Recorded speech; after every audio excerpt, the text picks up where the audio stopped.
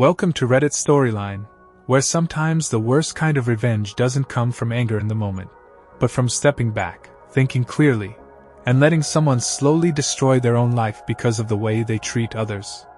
Today's story is about a job that, at first, seemed like a simple opportunity, something temporary, something manageable.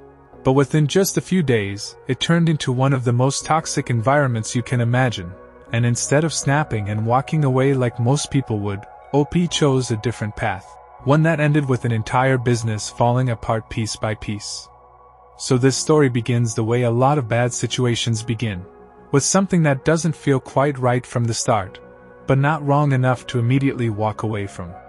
OP had been looking for a job and eventually came across a position at a summer camp for kids, which on paper sounded like a decent opportunity, especially because the pay was relatively good and it didn't seem like something overly complicated, just supervising children, organizing activities, and making sure everything ran smoothly. But the first sign that something was off came during the hiring process itself, which was unusually long and strangely personal, because instead of a normal structured interview, OP received a phone call that lasted over 2 hours, during which the woman who would later become his boss asked questions that had very little to do with the actual job and felt more intrusive than professional. Now normally, that kind of experience would be enough to make someone reconsider. But when you're actively looking for work and this is one of the only opportunities that comes your way, it's easy to convince yourself that maybe it's just an unusual personality rather than a real problem. So OP accepted the job. And almost immediately, things started to go wrong. Before the job even officially began, the boss required all employees to attend multiple preparation days, which were technically optional but heavily implied to be necessary.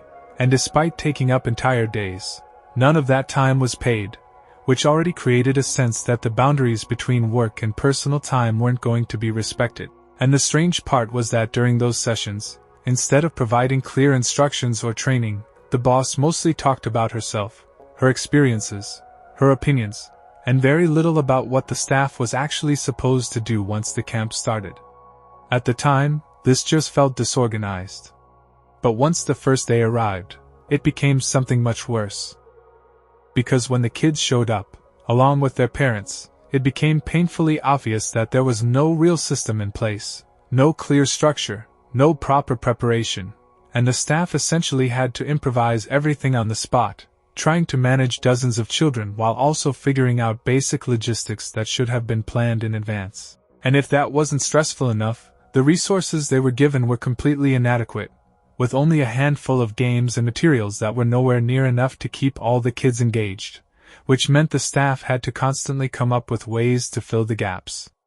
Now in a normal environment, a manager would recognize these issues and try to support the team, but that's not what happened here. Instead, the boss would show up, observe what was happening, and then start yelling at people for things that were never explained or instructed in the first place, acting as if everyone should have known exactly what to do despite the lack of guidance. And this wasn't a one-time thing. It became a pattern. Every day, she would find something to criticize, often contradicting herself, claiming that she had given instructions that she never actually gave, and putting the blame entirely on the staff. But as bad as that was, it still wasn't the worst part, because over time, her behavior went beyond just being disorganized or difficult, and started crossing into something much more serious, especially in the way she treated both the employees and the children. She made inappropriate comments. She insulted people openly.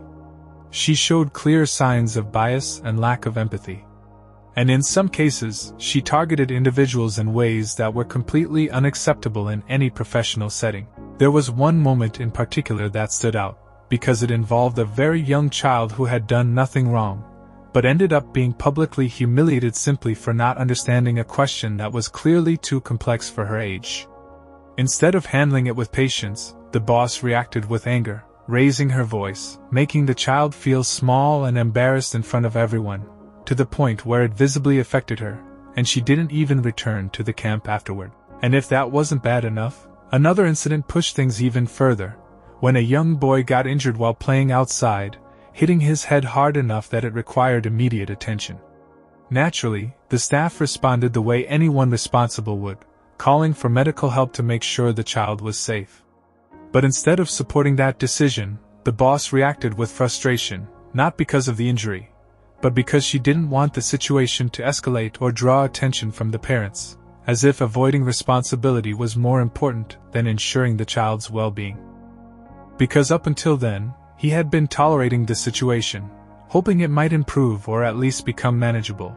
But after seeing how things were handled, he realized that staying there wasn't just unpleasant, it was potentially harmful.